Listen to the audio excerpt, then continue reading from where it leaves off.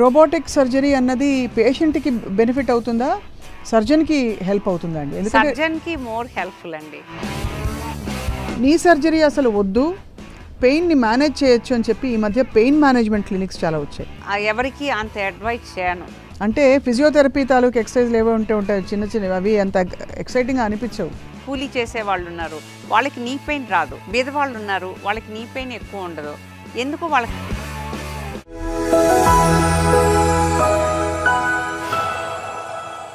ఇది కేవలం సమాచారంగా మాత్రమే భావించండి. వైద్య నిపుణులను సంప్రదించండి.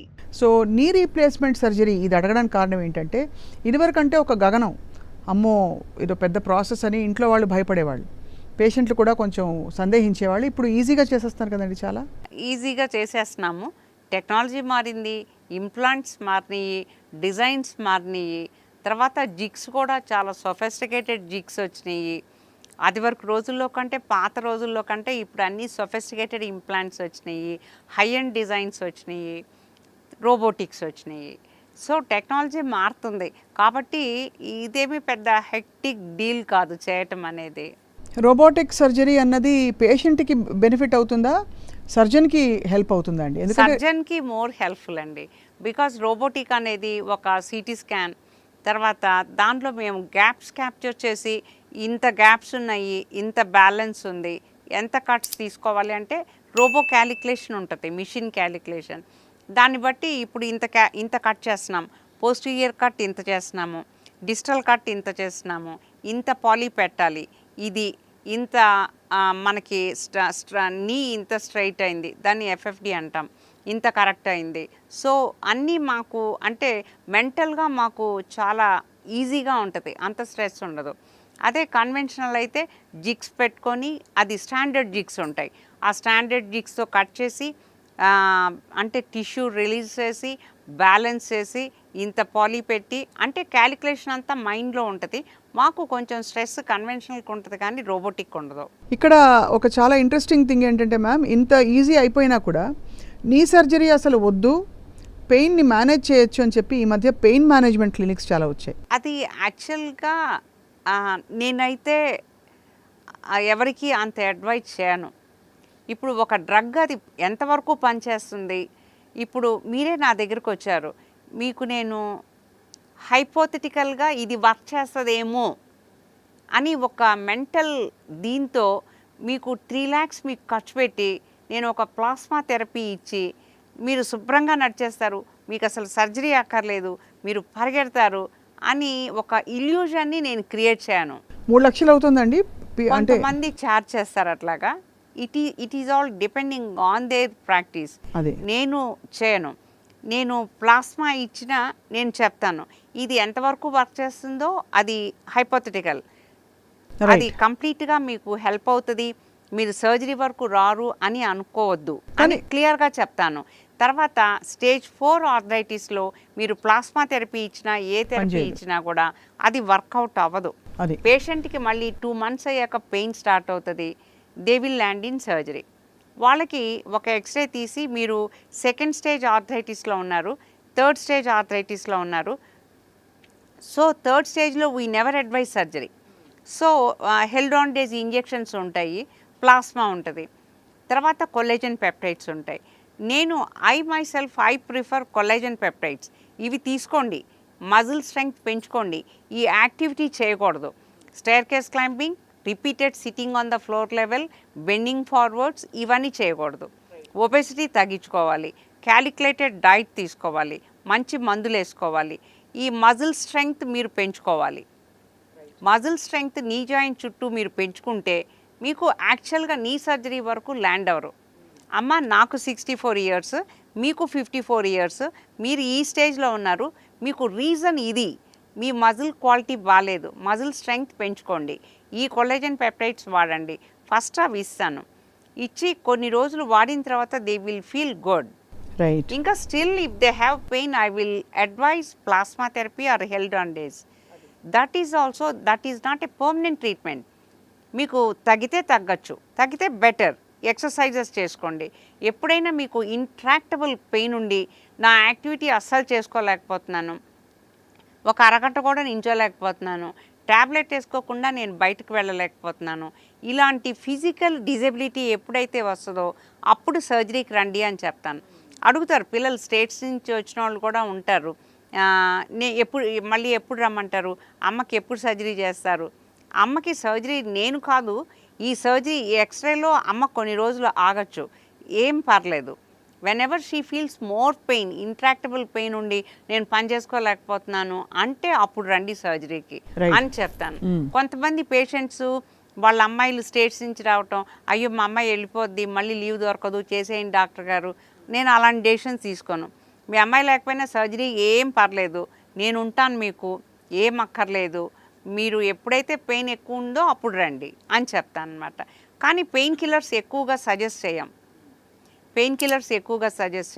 పెయిన్ ఎక్కువగా ఉంటే వేసుకోమని చెప్తాం. ఇప్పుడు ఏంటంటే మంచి మంచి లూబ్రికెంట్స్ వచ్చినాయి. సో సరి అయిన స్టేజ్లో మీరు ఒక డాక్టర్ దగ్గరికి వెళ్ళి మీ రీజన్ ఏంటి పెయిన్కి, మీరు ఏ స్టేజ్లో ఉన్నారు, రివర్సిబులా అరెస్టబులా, అది అంతవరకు ప్రోగ్రెస్ అవుతుందా, నేను యాక్టివిటీని పెంచుకోగలనా ఏంటి అనేది వాళ్ళకి అన్నీ ఎక్స్ప్లెయిన్ చేస్తాం. కొంతమంది వింటారు, కొంతమంది వినరు. ఎక్సర్సైజెస్ అనేవి ఎక్కువగా అంత మనసు పెట్టి చేయరనమాట. ఎందుకంటే మళ్ళీ అదే పని అండి. అంటే ఫిజియోథెరపీ తాలూకు ఎక్సర్సైజ్లు ఏవో ఉంటాయి చిన్న చిన్నవి, అవి అంత ఎక్సైటింగ్గా అనిపించవు. ఏదో కాళ్ళని ఇలా అనండి 10 సార్లు చేయండి అని. It takes lot of focus కదండి అవి చేయడానికి. ఇప్పుడు పని వాళ్ళు ఉన్నారు, కూలీ చేసే వాళ్ళు ఉన్నారు, వాళ్ళకి నీ పెయిన్ రాదు. బీదవాళ్ళు ఉన్నారు, వాళ్ళకి నీ పెయిన్ ఎక్కువ ఉండదు. ఎందుకు? వాళ్ళకి మజిల్ స్ట్రెంగ్త్ ఉంటుంది. అవును, వాళ్ళకి బోన్ స్ట్రెంగ్త్ కూడా because of their stress, because of their activity. Bone మీద స్ట్రెస్ ఉన్నప్పుడు కూడా బోన్ క్వాలిటీ పెరుగుతుంది. సో ఆ మజిల్ స్ట్రెంగ్త్ పెంచుకోవటానికే ఈ ఎక్సర్సైజెస్. ఎస్పెషల్లీ నీ కింద ఒక బెడ్షీట్ పెట్టి గట్టిగా ప్రెస్ చేసుకోవటము, ప్రెస్ చేసుకుంటున్నప్పుడు మనసులో ఒక 5 నెంబర్స్ లెక్క పెట్టుకోవటము, దీన్ని ఐసోమెట్రిక్ క్వాడ్రిసెప్స్ ఎక్సర్సైజెస్ అంటాం అన్నమాట. ఈ ఎక్సర్సైజెస్ చేస్తే మజిల్ స్ట్రెంగ్త్ పెరిగి ఈ కార్టిలేజ్ ఏదైతే డీజనరేట్ అయిందో సెకండ్ అండ్ థర్డ్ స్టేజెస్లో అంత పెయిన్ ఉండదు అనమాట. అఫ్కోర్స్ 4th స్టేజ్కి వెళ్ళిపోయిన తర్వాత ఎంత మజిల్ ఎక్సర్సైజెస్ చేసినా దే నీడ్ సర్జరీ. అప్పుడు ఏ ప్లాస్మా థెరపీ, హెల్డాండేజ్ ఏది పనిచేయదు. చాలా మరి ప్లాస్మా థెరపీ కొంతవరకు అయితే స్టేజ్ 2లో ఉంటే కొంతవరకు అది నేను అనేది పని చేస్తుంది అంటే దట్ ఈజ్ హైపోథెటికల్. ఇచ్చిన వాళ్ళని, ప్లాస్మా థెరపీ తీసుకున్న వాళ్ళని నేనేమి బ్లేమ్ చేయట్లేదు. దట్ మే వర్క్, అది హైపోథెటికల్. పని చేస్తుందో లేదో మనకి అది తెలియదు. కొంతమంది they feel better for few months, తర్వాత కొంతమంది మళ్ళీ 4-5 మంత్స్ అయ్యాక మళ్ళీ పెయిన్ స్టార్ట్ అయిందని వచ్చేస్తారు.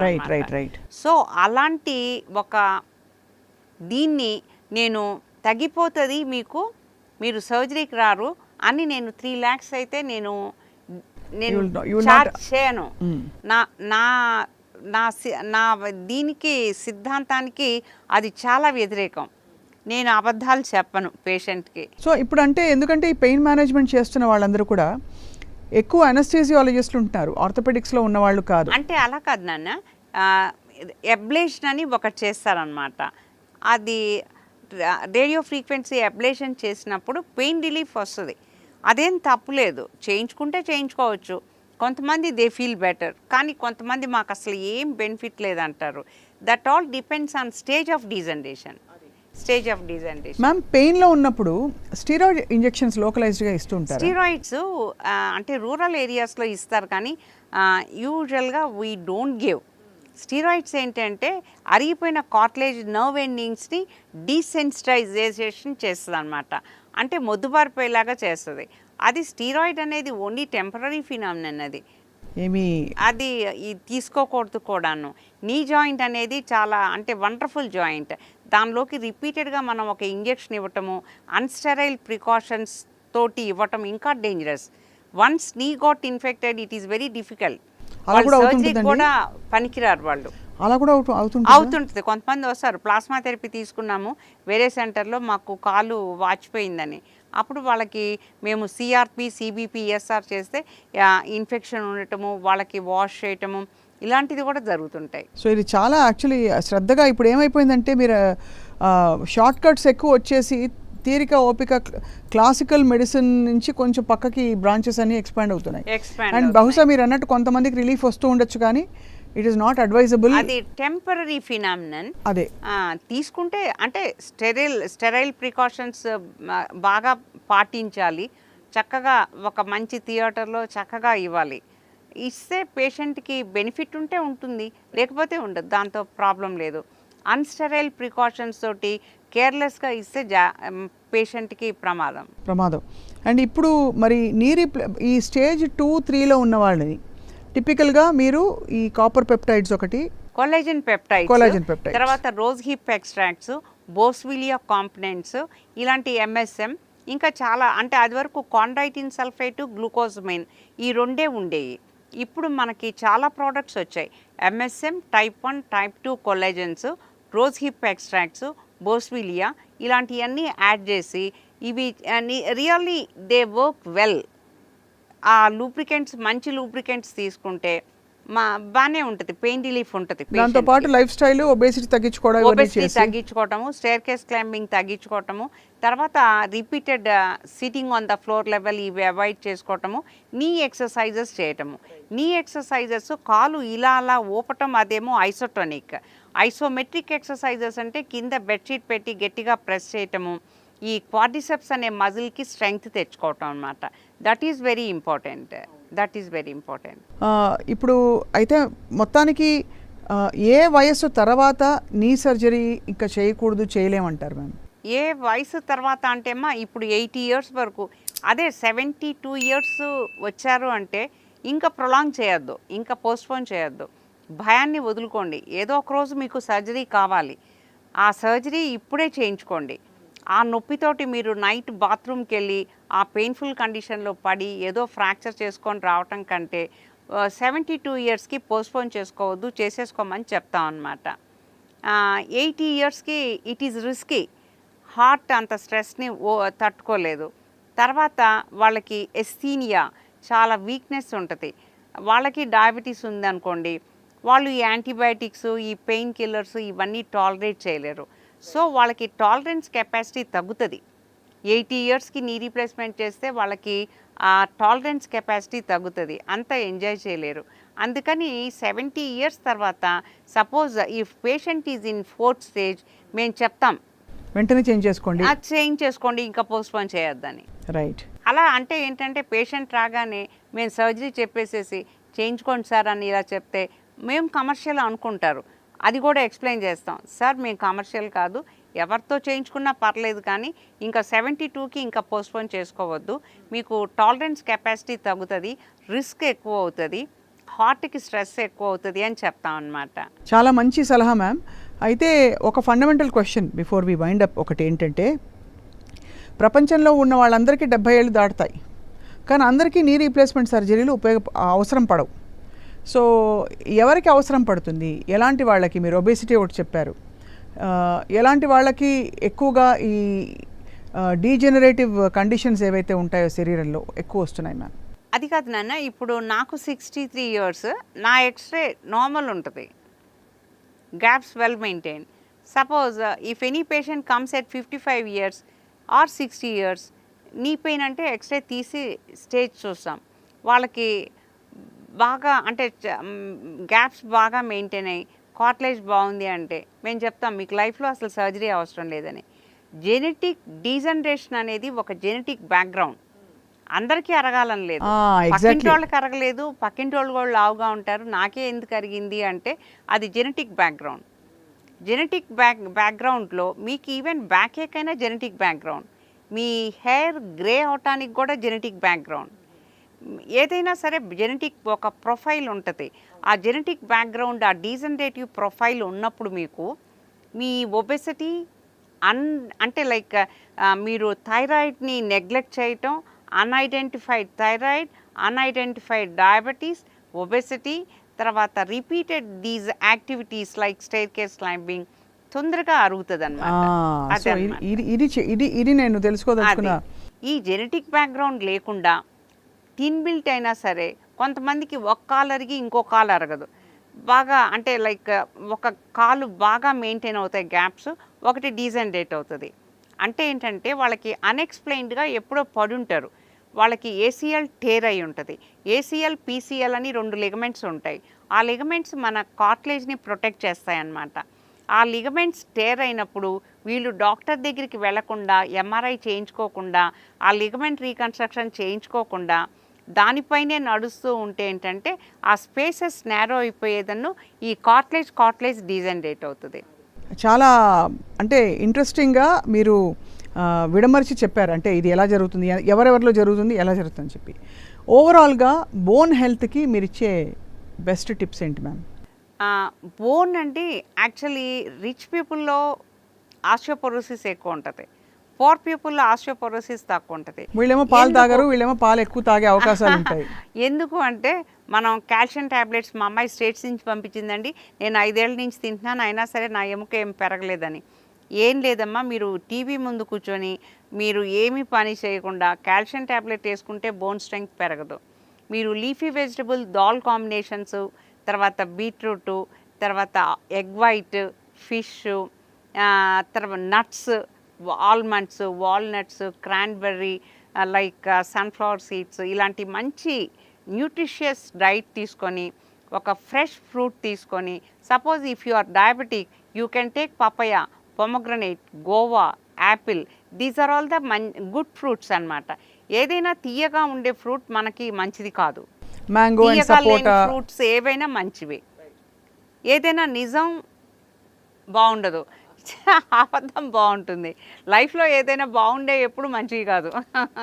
అదనమాట. మంచి డైట్ తీసుకోవాలి, డైరీ ప్రోడక్ట్ ఒకటి ఉండాలి, నట్స్ ఉండాలి, లీఫీ వెజిటబుల్ దాల్ కాంబినేషన్ ఉండాలి, ఎరోబిక్ ఎక్సర్సైజెస్, ఒక వాకింగ్. బోన్కి స్ట్రెస్ కావాలి. నడవకుండా డెలికేట్గా అట్లా ఉంటే బోన్ క్వాలిటీ తగ్గిపోద్ది. ఓహో, అది విషయం. బోన్ క్వాలిటీ తగ్గిపోద్ది. చాలా యూస్ఫుల్ చిట్కాలు చెప్పారు మ్యామ్. అంటే అద్దంలో చూపించినట్టు చెప్పారు ఇవాళ. బట్ ఐ ఫీల్ ఇవాళ మనం నీస్ గురించి మాత్రమే మాట్లాడాము, ఎందుకంటే స్పెసిఫిక్గా ఎక్కువగా వచ్చే సమస్యలు నీ జాయింట్స్తో వస్తాయి. నెక్స్ట్ టైం మనం మాట్లాడినప్పుడు తప్పకుండా ఫ్రోజన్ షోల్డర్, అలాగే బ్యాక్ ఏక్, హిప్ రీప్లేస్మెంట్, అనేక రకాల సమస్యలు ఇంకా ఉత్పన్నం అవుతున్నాయి జనంలో. కాబట్టి సర్వైకల్ స్పాండిలోసిస్, ఫ్రోజన్ షోల్డర్, దాన్ని ఎడిసివ్ క్యాప్సులైటిస్ అంటాం. తర్వాత tennis elbow, golfer's elbow, carpal tunnel syndrome, knee arthritis already మాట్లాడుకున్నాం. తర్వాత యాంకిల్ ఆర్థరైటిస్, తర్వాత యాంకిల్లో ligament tears, flat foot, plantar fasciitis, retrocalcaneal bursitis, ఇవన్నీ ఆర్థోపెడిక్ ప్రాబ్లమ్స్. నా దగ్గరికి పేషెంట్స్ వచ్చినా కూడా ఇవన్నీ చెప్తాను, ఎక్స్ప్లెయిన్ చేస్తాను. ఇది 1 డే ప్రాబ్లం కాదు, నా దగ్గరికి రాగానే అది మాయమైపోదు. ఈ మందులు తీసుకోవాలి, ఈ ఎక్సర్సైజెస్ చేయాలి, ఇలా ఉండాలి, మీ లైఫ్ స్టైల్ ఇలా ఉండాలి, ఇవి మీరు చేయకూడదు. నా దగ్గరికి రిపీటెడ్గా రావాల్సిన అవసరం కూడా లేదు. అంటే పిల్లలు కొంతమంది చిన్న డాక్టర్స్ ఎక్స్రేలు తీసి భయపెట్టేసేసి మీకు అరిగిపోయింది స్పైన్ అంటే నిజంగా భయపడతారు, అరిగిపోయింది ఇప్పుడు ఏం చేయాలి ఇట్లా అని. అంతే. తర్వాత నీ రీప్లేస్మెంట్ కూడా భయపడాల్సిన అవసరం, పెద్ద బెడ్ మీద ఉండాల్సిన అవసరం, ఎన్ని రోజులు బెడ్ మీద ఉండాలి, that is the usual question. అక్కర్లేదు. ఒక 1 డే రెస్ట్ తీసుకుంటే చాలు, సెకండ్ డే నడిచేసేయాలి. They have to walk.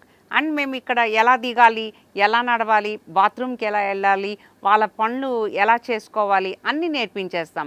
వాళ్ళు ఎవరి మీద డిపెండ్ అవ్వక్కర్లేదు. పెద్దవాళ్ళకి ఈ సమస్యలు వస్తున్న వాళ్ళు కూడా ఇప్పుడు ప్రస్తుతం టైమ్లీగా కేర్ తీసుకుంటే they can recover. Avoid surgery. Doctor Chiranjeevi garu, thank you so much for your valuable time. మీరు ఎంత బిజీయో మాకు తెలుసు. అమేజింగ్ థింగ్ ఏంటంటే ఇవాళది ఈ కాన్వర్జేషన్ మీ మెడికల్ ఎక్స్పర్టీస్తో పాటు మీకు ఇంట్లో అంటే మామూలుగా సహజంగా మహిళలకు ఉండే ఒక పట్టు కూడా ఏదైతే ఉంటుందో, అంటే ఆరోగ్యం గురించి అన్నిటి గురించి అవి కూడా షేర్ చేసుకున్నారు. Thank you so much ma'am. నమస్కారం. ఓకే.